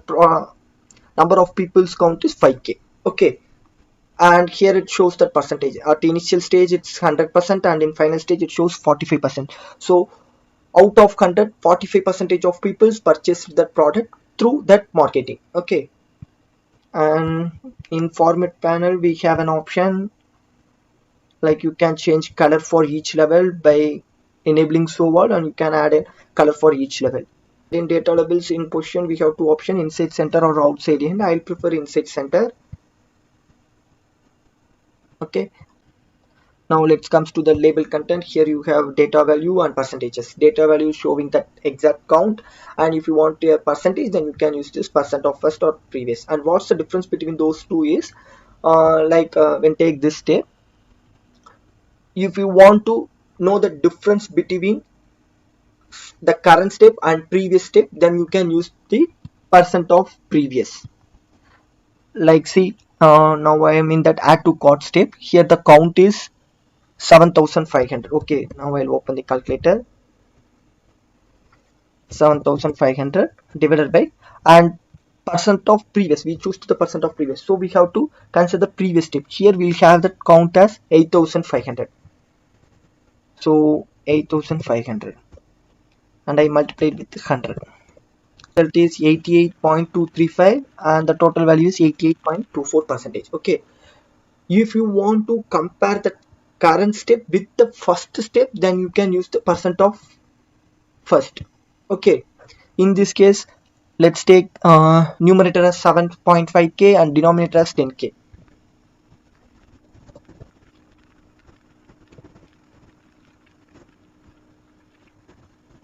Okay, now you got exact 75%. Okay, that's the difference between those 2% of first and percent of previous. Okay, and you have other formatting things. You'll try these things later. You can also increase the size of category label. You can also change the color as well. And if you don't want that upper and lower conversion rate, then you'll disable it, but I'll prefer you should enable that conversion rate because this is the key part of this visual. Okay, that's all guys, that's all about fun and short. I'll explain the usage of table and matrix visual and what's the difference between both visuals. Okay, before I'll start, please subscribe my channel and click that bell icon, then only you'll get a notification whenever I post a new video. Let's go. First, I'll discuss the table visual. In Power BI, table visual display raw data without aggregation or hierarchy. Raw data means whatever data currently you are viewing in that table or Excel file, that data would be represented in the table visual. That's called raw data. Okay, and table visual support only two-dimension data, which means we can show the data using two different aspects. For example, one dimension is considered as country and next dimension considered as sales. For example, in our data set we have two countries, India and USA, and it will return two rows, one for India and another one for USA. Okay, now we can add more dimension in table, but what will happen is if I add more than one dimension, let's consider I add a city as a third dimension, then it will return a new column for city. So already we have two columns, country and sales, and we add a new column as city. Now what will happen is each country has multiple cities, right? So it will return n number of rows to match all the conditions, like for example India have 4 cities and USA have 2 cities, then it will return 6 rows. Okay, 6 possible rows to show the total sales based on country and city wise. We can't perform any aggregations or hierarchical in this scenario. To overcome from these solutions, Power BI has one more visual that's called matrix. Okay, so basically we'll use table visual to display the raw data, simple list of records, and performing the simple calculation and providing a detailed view of individual data entries whatever we have in the data set. Okay, and this is the sample image. See, as I said earlier, we have countries, India, UK, US, like that, and each country have multiple cities, and each cities we have multiple categories. So here it's showing total sales for each category based on city and country wise. So totally for the Bangalore city we have 4 rows because we have 4 categories. Now I want to group all those things based on that country and city wise. In this case we can use that matrix visual. So first of all, matrix visual represents the data across multiple dimensions and it shows the step layout. I'll explain what is step layout later. In matrix visual we have the 3 options. One is row, column and value, but in table we have only one option, that's called column. We have to add all the fields in that column, that's it. But here we have the 3 things. Row determines how you want to group your data, okay, and columns determine what you want to see or compare across the top of your table, okay, and values determine where you put the numerical values you want to analyze. Let's consider the same table. Here we have country, city, category, right? Now I want to group the total sales based on country and city, right? So I have to add these 2 fields in the rows field, okay, and then now I want to compare the sales based on category across the country and city. So here we can perform that comparison operation based on that category column. So you have to plot that category column in that column field, okay, and and when it comes to that value, it's all about to understand the trends based on the sales, right? So you simply call that sum of sales, average of sales, profit, whatever numerical value, you just plot it in that values field. In matrix visual, we can perform that aggregation function and we can perform that hierarchical functions. Hierarchical means it is easier to drill down into data and see the detail at different level of granularity, which means we can view the data based on year, quarter wise, month wise, and day wise. That's called hierarchy.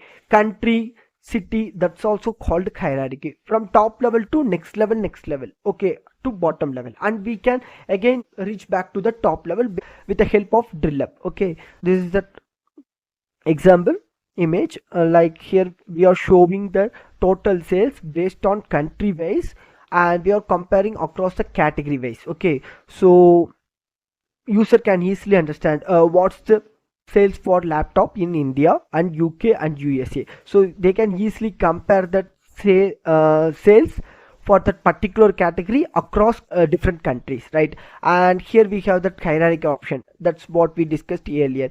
We can expand and collapse hierarchy in the matrix visual. So when I click that plus icon, it will expand and it will show the city level data. And when I again click that, it will collapse. That feature is available in matrix visual. Okay, that's all about the usage of table and matrix visual and difference between table and matrix visual. It's all depends on your requirement. You can use table if you need to show a simple data on all the data. Suppose if you want to do the performance like aggregations or hierarchical or grouping, then you'll prefer that matrix visual. Okay guys, let's do it practically in Power BI. Now let's see the data in a data view. Here we have the table which contains country, category, city and sales column, and then we have the time related data like date, year, month. Now I'll create table visual first. In table visual, see we have only one field called columns, so you can add all the columns like country and total sales. Now it's written 3 rows because we have 3 countries. It's performing the total sales operation on each country. Now I'll add one more field column is city. Now it written multiple rows because each country has multiple cities. Like India has 5 cities, UK have 3 cities, USA have around 5 to 6 cities, like, right? So it written n number of rows to show all the data based on country and city wise. Now if I add category, again it will show that n number of rows.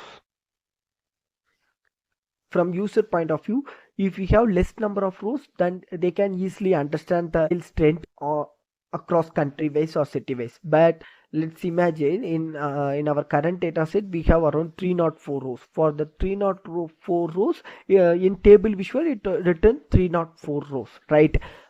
Suppose let's imagine if we have more than 1 crore or lakhs of data, lakhs of rows in our table, the user can't understand the trends by checking the row by row value, right? To overcome from this problem, we have that matrix visual. Now I'll create that matrix visual. I'll add country, city in rows and then category, and in values I plot total sales. Now here what will happen is the same scenario, but user can do that operation.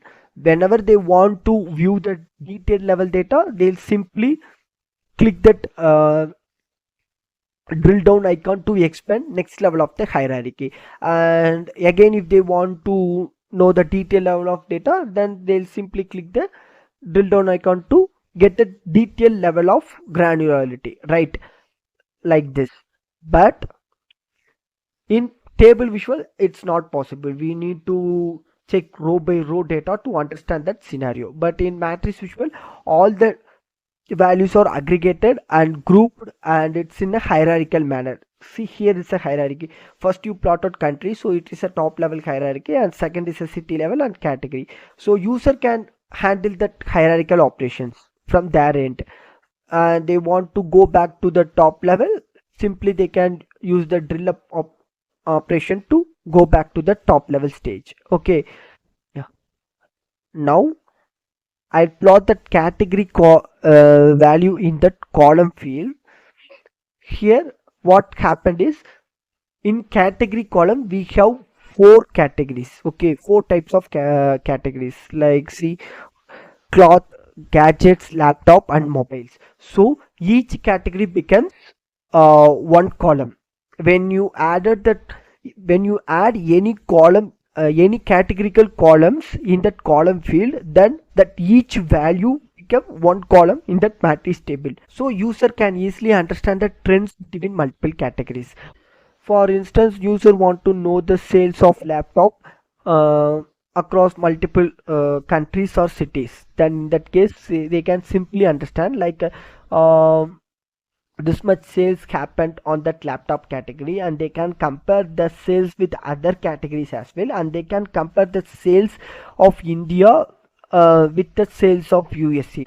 Now if I want to do the drill down operation, so in matrix visual we can compare the data using multiple dimensions. Like we can compare one category with other category, like cloth versus laptop, or we can compare the sales trend in based on one category with country wise, like laptop sales based on India, UK, USA, or laptop sales based on city wise. We can do all that comparison operation, grouping, hierarchical, drill down, drill up. Everything is possible in matrix visual, which is not available in that table visuals. See, in table visuals also showing the same data. See, you can see the total value is same in both the visual, but here we have to check and compare row by row, but here we can aggregate and group all the data based on that category, so we can easily compare. That's the advantage of matrix visual. Now we'll see that formatting things. Like in table we have that simple format options, like currently it's in style. You can change the style to minimal, bold, header, etc. And then grid, if you want to add a vertical grid lines, you can add, and you can increase that width of that grid lines. And then borders, row padding, to increase the padding between each rows, between two rows. And then global font size, if you increase this, that entire table font size will increase. Okay, and then values, you can set that font colors. It's all about the normal formatting, the column header, title, text, background colors, and then totals.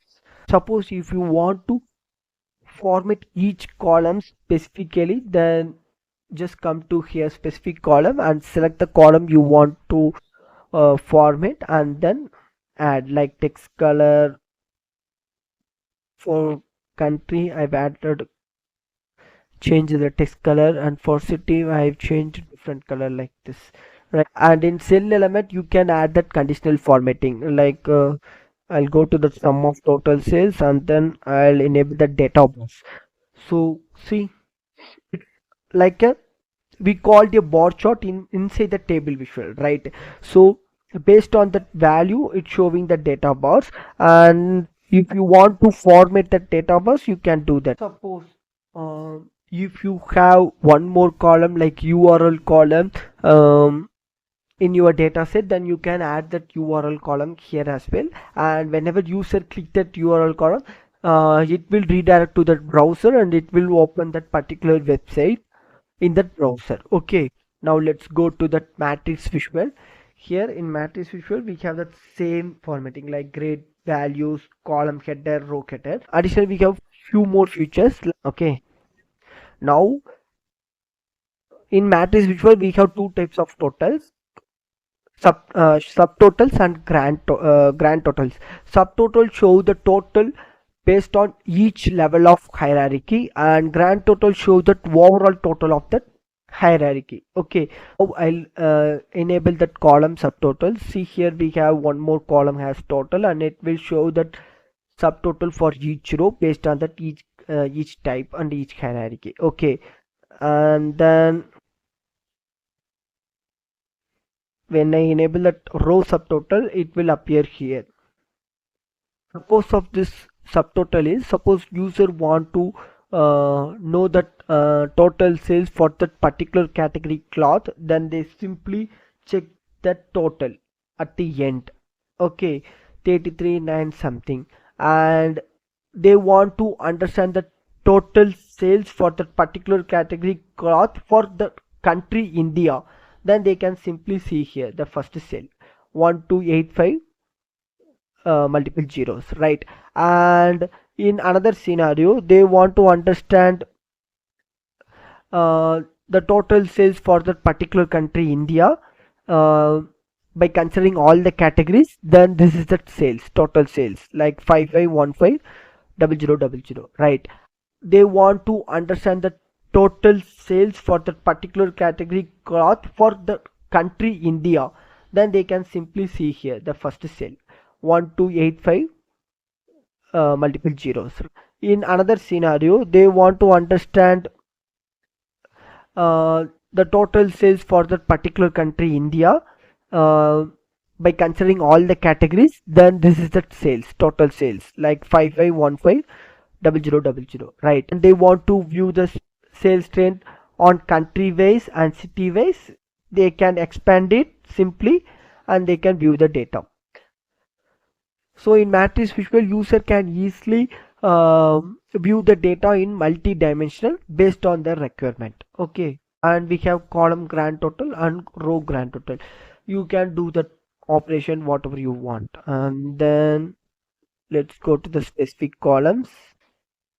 In matrix visual also we can perform that conditional formatting for each columns. So I select sum of totals and I just enable the data bus. See, here we get the data bus. That's all guys, that's all about the usage of table and matrix visual. I'm going to explain one of the AI visual in Power BI that's called key influencer visual. Key influencer visual helps you to understand which factor affect the metric you are interested in. For instance, let's consider you are running one retail store in both urban and rural area, and the major metric you want to analyze is, of course, that's a revenue, right? You want to analyze the revenue, and end of the day you want to know whether you get a profit or not, right? So that revenue, profit, that things considered as a metric.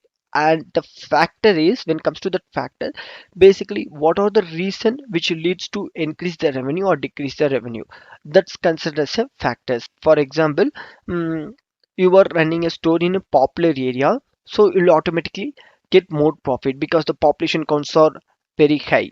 And if your product is good and the quality is good, you have multiple designs, colors, branded products, etc. So all these things are considered a factor that leads to your revenue to get more profit, right? And basically in business we have ups and downs, and we also have a profit as well as a loss.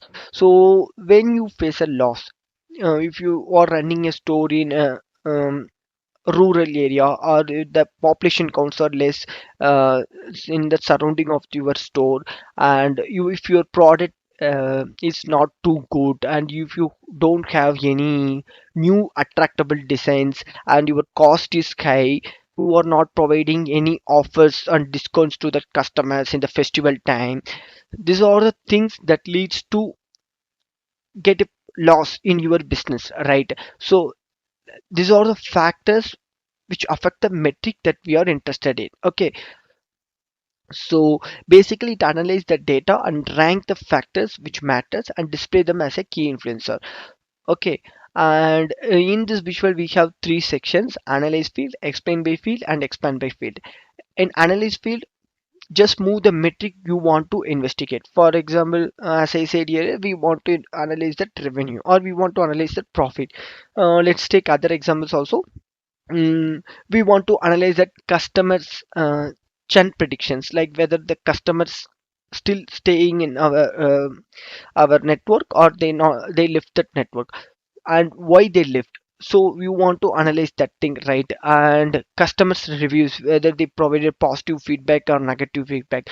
So generally what you want to analyze, that fields you plotted in that analyst field section. Okay, and explain where field, as I said earlier, what are the factors that might influence the metrics. Just plot that fields in that explain by field. For example, it will be a product brand, category, subcategory, and product designs, colors, cost.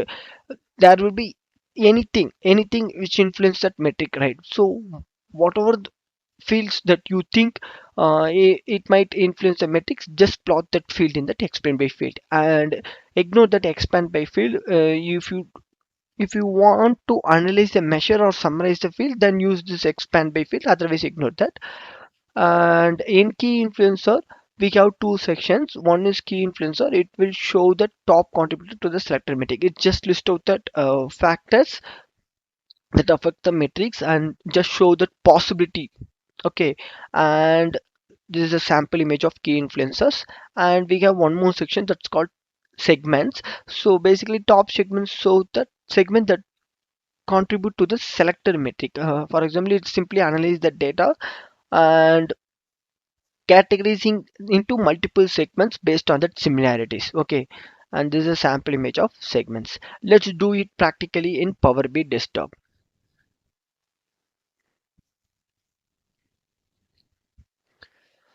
Here we have the telecom dataset, and I'm going to analyze the customer churn prediction. Okay, so basically we have basic columns and it's just a basic data set. So gender, age, data usage, whether it's a limited or unlimited, and then customers tenure in that particular network or in that field, and then discounts for each customer. The discount will be changed based on that internet type and contracts, right?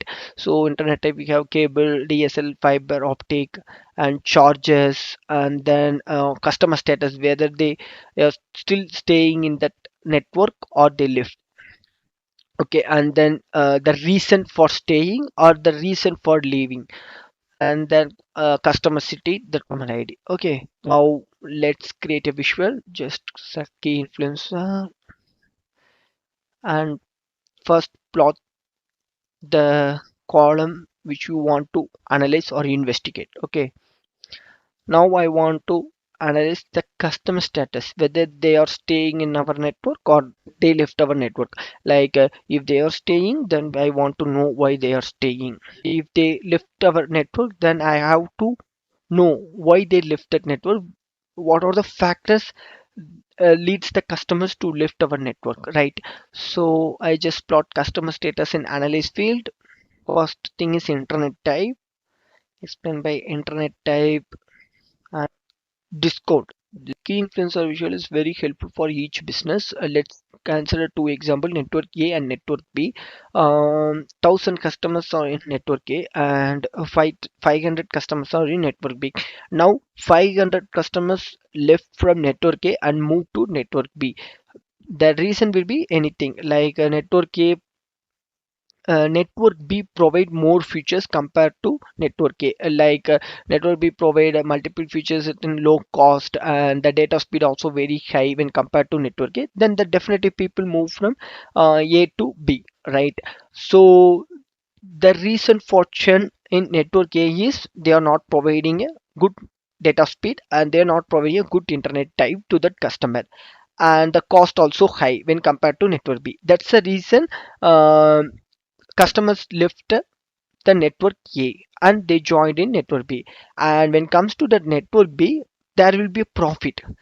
And if they analyze that profit, they can find that factors like they are providing a more features compared to network A, and they are providing a features in low cost when compared to that network A. That's why customer prefer network B. Okay, the concept, and we'll see it in the data. Let's see key influencer. Now I choose what influencer customer status be chant, and here it shows four things like if internet type is cable, then like 2.84 times more likely to be chant compared to all other values. Like we have three internet type, right? Cable, DSLR, fiber optic. So customers, those who have fiber optics, they are staying in that current network. Okay, see if internet type is fiber optic, then 1.36 times more likely to be stayed compared to all other values of internet type. Okay, and if that internet type is cable, then 2.84 times more likely to be changed compared to all other values of internet type. This is one of the major factors that influence the customer status to be changed. Okay, let's select second one, discount. If a discount is very less, like 0 to 2%, then the customer status is 2.29 times more likely to be changed compared to all other values of discount. Okay, so we have this much of factors, and if you want to know why the customers are still staying, and you can improve that factor to retain the customers and get new customers as well. And these are the factors, like if internet type is fiber optic, then there will be a chance of 1.36 times customer will stay in our network.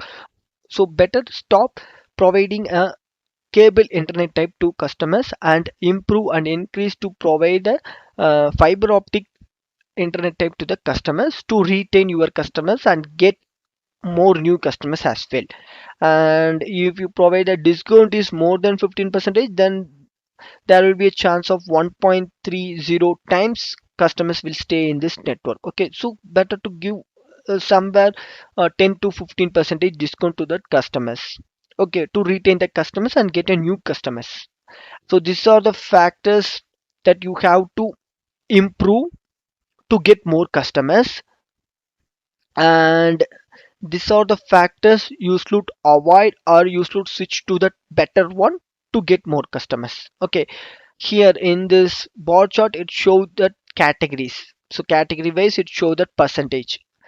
Like when I select internet type, here we have three types of internet, so it's showing that bar. And when you move to the segments, so in top segment it basically analyze the data and categorize into multiple segments based on that similarities. Okay, and if we have more population count, then the bubble size also increase. Okay, so we have five segments, and in segment 2 we have more population count, so I explored this segment 2. Okay, here we have three factors: data usage is limited and discount is less than or equal to 0, internet type is cable. We have total like 7,000 customers. Out of that, around 1120 data points comes under these factors, like the combination of these three factors. If customers if any customers comes under this combination of three factors, then they'll automatically comes under this segment 2. And we have that overall average also. Overall 26.5 percentage of customer will leave this network because of the various reason. And when particularly comes to that segment 2, like 46 percentage of customers leave this network because of these three factors, and this is 19 percentage point higher than that average. Okay, then let's go to that segment 3. The customers those who fall under this factors, this combination of factors, whether the internet type is cable or discount is between 2 to 10 percentage, they are comes under in the segment 3. So in segment 3 we have like 540 data points, and that if the customer comes under this segment 3, then there will be a chance of 39.3 percentage customers will leave the network, and it is 13 percentage point higher than the average overall average is 26.5 percentage, right? So this is the way we have to analyze that segment phase. And if you want to know more about the segments, just explore it here. Based on that categories wise you get the details. So data speed, and let's move to that other one, data usage, data speed, data usage. So based on that we can come to know. That's all guys, that's all about key influencer visual. If my video is really helpful for you, then please give super thanks and support me and my channel. So stay tuned and subscribe my channel. Thanks for watching.